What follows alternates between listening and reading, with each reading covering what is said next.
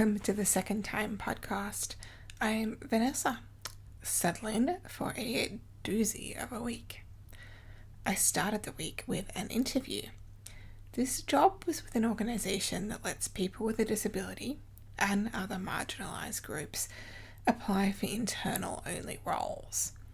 While this is positive on the surface, it also left me with the feeling that I was a filler person being interviewed for a preferred internal candidate. This is always a risk in that type of situation where you are just being used to fulfill a merit-based process. It was weird leading up to it. The job title and some of the incredibly useless HR language on the position description changed between applying and being sent a new copy of the position description ahead of the interview. I spent some time looking over it on the weekend and honestly didn't even know what they would be asking me. It seemed like a highly relevant job, and then the job title changed to a very lofty one, but the pay grade was decidedly not lofty. I basically gave up on the idea of preparing for the interview and decided to wing it. Winging it worked well. They seemed nice. They related strongly to the examples I gave in the interview. They responded better than I thought they would, and were even saying things like, "Oh, you'll see a lot of that here," as if they'd already decided I'd be working with them. It seemed to be an urgent need for the job to be filled, and yet they upfront said they wouldn't be getting back to me until next week. Even urgent jobs aren't that urgent these days.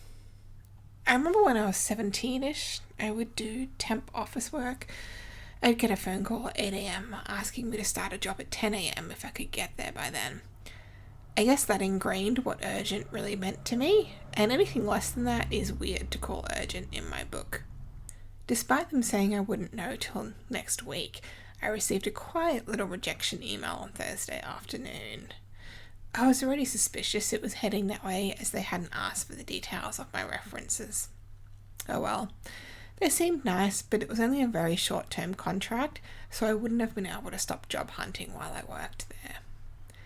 After the interview, I took some time away from my desk and watched the first Qantas plane land at Western Sydney International Airport. I watch a lot of aviation live streams and similar videos. It's an interest of mine that I don't share much about online. I burst out laughing when the kangaroos framed themselves perfectly on screen with the red Qantas tail centered. You know, we often have to work hard to convince visitors or non-Australian friends that kangaroos truly aren't everywhere, and then they show up in something like this as if it was staged. The kangaroos made me laugh for a while. As I was watching the live stream, I received a text from my most recent boss saying that they had completed a reference check form on me. I thought that was odd. I'd had 2 interviews that could technically be reference checking me, only I don't put my reference details on my resume. So who on earth was reaching out to my references? The only place I could remember giving out reference details was when I was applying for temporary worker registration pools. Lots of those ask for your references up front and are compulsory fields. You can't complete the application without them. It turned out to be one of those temp pools. I am very frustrated and feeling quite used about this though. I know reference checks can be used as a recruitment activity to speed things along. I understand the bureaucratic choice. It's akin to 100 points of ID for something. You can make up the bureaucratic requirement in multiple different ways. What I do not understand is the human choice to not so much as have a 2-minute phone call with me to check if A, the role is one I want to apply for, and B, to ensure I was still available for a role. After getting the text message, I went and checked my email, and it was then that I learned I had been CC'd into the whole email chain of asking for a reference about me. In the email, I learned the pay grade of the role, but there was nothing about the duration of the contract. Granted, I know a fair bit about the goings-on in that area right now, so I could make an educated guess, but that's not really the point. Why couldn't they just spend 2 minutes on an email or a phone call to check if I was okay with it all first? I was frustrated and on edge after this. I had no idea if I was supposed to be waiting on a phone call or what was happening next. It felt like they had decided to hire me and not told me, which is a fucking bizarre feeling. It's really discombobulating. I was talking to my partner about the day and all the weirdness, from the unclear and changing position description in the interview I had through to the government not telling me they're kind of trying to hire me, and his opinion was they're treating you like cattle. That felt accurate. Shoved here, shoved there, don't bother asking how I feel, don't bother with informed consent or accuracy or treating me like I'm a person. Of course, this was also the day that it was announced that the animal-loving actor Sam Neill had passed away, so that was another emotional swing. When it comes to types of exertion, emotional exertion is the one that drains me the fastest, and the ups and downs were like whiplash. Just when I thought the day, and I remind you this was still only Monday, was over, in came more bizarre. I saw an email. It was from the organisation that interviewed me that morning. The email header said, "Vanessa, you have a personal invitation for a new role." That was odd wording. Was this some kind of job offer a week early? I opened it cautiously, and no, it wasn't job offer from some odd software. It was an invitation to apply for an entry-level role because I have a disability. I cannot tell you how fucking infuriating it is that disability programs default to no skills, no experience, entry level. Disabled people need opportunities at all levels. Defaulting us to only the lowest pay grade is downright offensive. I sent the following reply. Good evening. I received an invitation to apply for this role via email today. I have extensive work experience and I am looking for work in a pay grade of minimum 5, but ideally 6 or 7. I'm not sure why there is an assumption that disabled people deserve only pay grade 1. Disabled does not mean skilled, unskilled, or inexperienced. I'll be pleased to hear from you if you have any suitable roles in bands 5 through to 7. There is no independence in job hunting. It feels like there is no informed consent. It feels like the time I was on a Channel ferry between Dover and Calais and it was shaking so violently I had trouble walking straight. You get tossed down, sideways, upways, and every which way. The reply I got regarding the entry-level disability program was long-winded and said nothing of substance. The email started out with an apology that, quote, "The invitation came across in a way that suggested assumptions about your skills, experience, or career aspirations." Okay, that's an "I'm sorry you felt this way," which is not a real apology. The email continued with multiple paragraphs about why and how I had received the email. I already knew how and why I had received the email, and I had not asked for an answer to either of those questions. They then told me I would likely keep receiving the emails, and then it said, quote, "If this role is not aligned with your experience or career goals, please feel free to disregard the invitation." That says to me I have to keep receiving emails inviting me to apply for entry-level roles because I'm on the disability email list. Oh, and they told me to share it with my network too. It went on with a bunch of generic HR statements about how to apply for work with them. Not one part of the email explained why they associate disabled people with low-skilled people who should only be paid from the lowest pay grade they have on offer. I guess they weren't ready to admit that they've got some ableism issues. To anyone out there reading or listening to this, know that you deserve employment at the appropriate level for your skills, education, and experience. I get absolutely infuriated that these programs assume entry-level only work. I know I'm not the only person who is impacted by this. It's a problem that has also been acknowledged in a Women with Disability Australia report. I'll put the link in the show notes. I know I said this a few minutes ago, but this is incredibly important to me, so I'm repeating myself. Disabled people need opportunities at all levels. Defaulting us to only the lowest pay grade is downright offensive. Anyway, that wrapped up my Monday.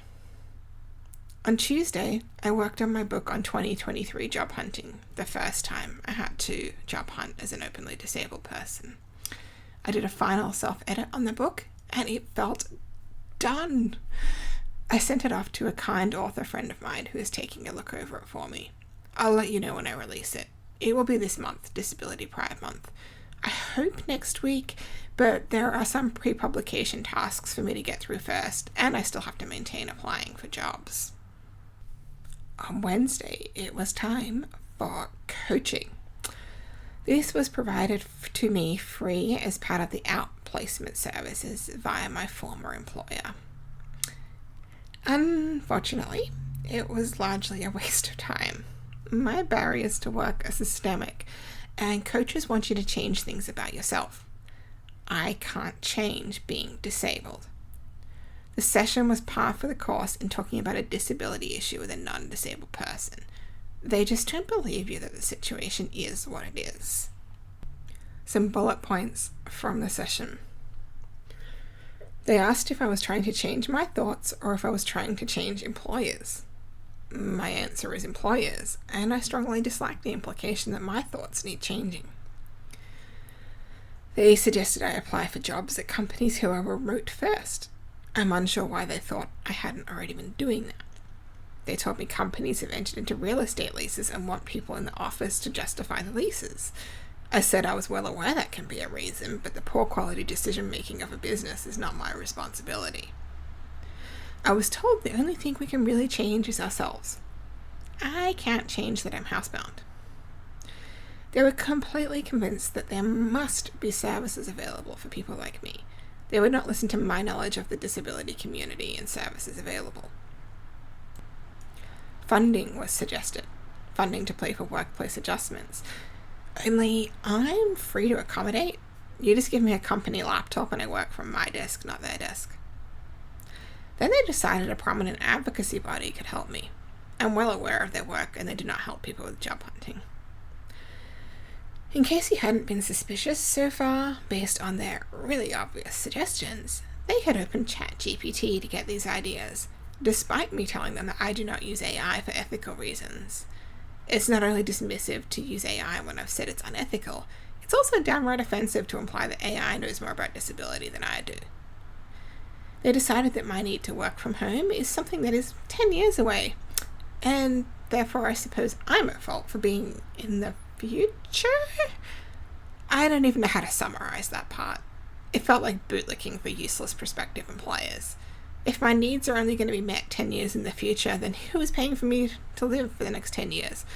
Well, all the employers who won't hire me put some money into a discrimination pot and pay me to be unemployed? At the end, they said I need to make working from home more of a negotiation to make it easier for the employers. I said it's not a negotiation and that this is an area where employers need to grow. They don't need me to be kinder. I've been meek and quiet about this stuff in the past and it leads to a worse outcome for me, so now I am very clear and upfront. They still then wanted me to soften how I approach sharing my needs so that the other party doesn't feel threatened. I said it's a fact that people are often threatened by disability. Side note, if you're an expert, which I assume you are if you're in a position of power as a coach, why are you using the shitty word calculator, hallucinating AI tools to do your job for you? If I didn't find them unethical, I could use ChatGPT on my own and ask the same questions. Good thing the money for this session did not come out of my pocket. Anyway, those bullet points I shared were a small part of the hour-long session. Overall, it felt very regressive. Be meek. Don't speak up for yourself. Squash yourself into a box and suffocate. You know, the usual stuff non-disabled people expect us to do. It was exactly as helpful as I thought it was going to be. I'm not surprised, but I am disappointed. For once it would be nice if a resource available to me was worth something. I wanted the coaching to be something good. The only thing they identified that I could do, which I'm not currently doing, was more networking and things like coffee chats online. I lied and told them I would do some. I'm absolutely not going to, though. I am not neurotypical enough for networking. On a personal note, with the exception of lying about valuing networking activities, I was very unmasked in the session, which I was very proud of myself about. Thursday and Friday were a bit calmer. I felt like I didn't get much time to apply for jobs most of the week, so I focused on clearing out my saved jobs and open tabs. I had been feeling a bit behind on my mental goals of how much I apply for each week, so it was nice to have completed more applications. I had a freelance inquiry, I wrote out tasks for my book publication, cleared out some inboxes, did a bit of writing, thought about some fiction author stuff, and generally just ended the week feeling caught up for once. On to this week's Mutual Aid Corner, because I forgot last week. This week I'd like to highlight River Wintergreen, who is an artist seeking support while they wait to be granted NDIS funding. If you have the ability to share or donate, all actions are appreciated to ensure this member of the disability community has their support needs met. Full details can be found in their GoFundMe. Show notes can be found at normalness.com/second-time.